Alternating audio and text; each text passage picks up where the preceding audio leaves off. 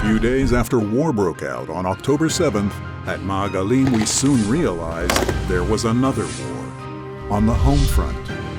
Broken families, youth experiencing trauma, depression, and anxiety.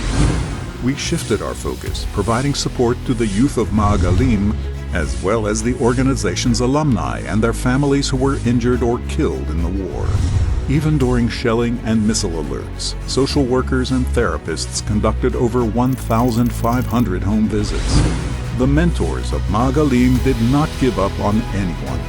We launched the nationwide Car of Faith, which raised morale, and we instilled a desire for involvement and volunteering in the youth. We at Maagalim are strengthening national resilience and lifting spirits. We decided to display new strength in the face of this terrible disaster.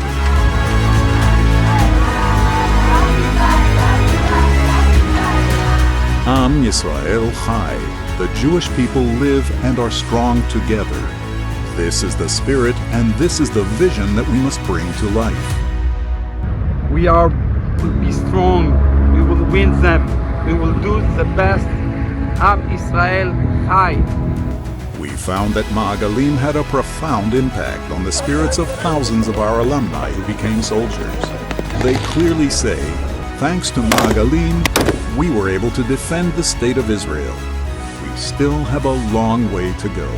We are here to win and strengthen the nation's resilience. Hello everyone, I'm a graduate of Maagalim. I just came back from 16 days from Gaza Strip, and I want to say thank you for your support. You are our voice around the world, and we cannot do nothing without you. Thank you very much. We are here strong, united than ever, and we are going to win the mission. Am Yisrael Chai.